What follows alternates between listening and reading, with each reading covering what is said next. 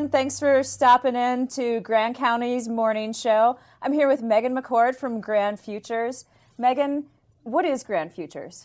Right, so we are a local nonprofit. We're actually the only nonprofit in the Northwest Colorado region that focuses specifically on drug prevention and substance abuse prevention. Okay, so you're working with a lot of children. Yeah, and so we do focus on the teen years, and that's primarily because that's the age of initiation, right? That's when kids are experimenting, that's when they're getting more exposure to this kind of stuff, and so that's our target audience. Okay.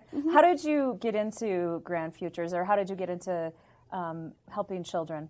Yeah, so actually I started over in Steamboat Springs, Colorado. Okay. And I worked for a youth mentoring program over there for about 3 years, and I just really loved it. I was actually working directly in the middle schools with at-risk kids for 2 years, and it was just, such a rewarding experience. And I heard about Grand Futures, and Grand Futures is also based in, so we serve Routt, Grand, and Moffat counties, and so I heard of it in Routt County. And then found out about the job over here in Grand. Okay. And here I am today.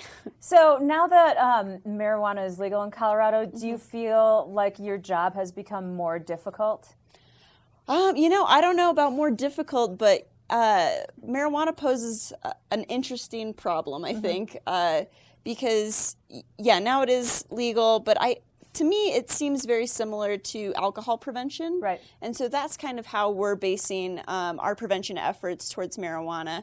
We're, trying to work with the retailers in the county, but our stance on it is, we really don't think that it's good for people to use. Right. It does have some negative and harmful effects. So we try and stray on the side of caution with marijuana. Right. I mean, everybody says that it's a gateway drug. It opens it up to kids using more things.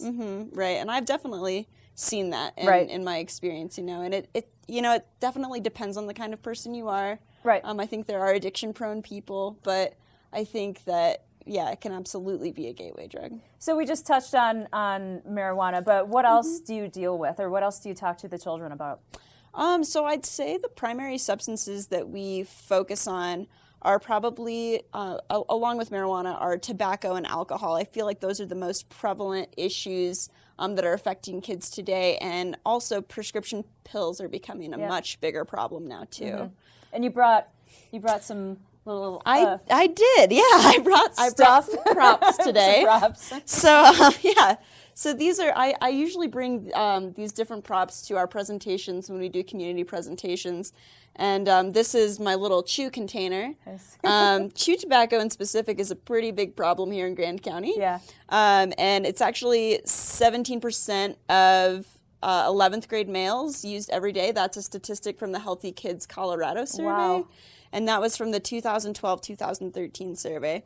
And that's just 11th grade in particular, but that's almost 1 in 5 kids. Yeah, that's a lot. Yeah, so, and it's predominantly an issue with males. So. Okay. Yeah, you don't see many women chewing, and if you do, I don't know.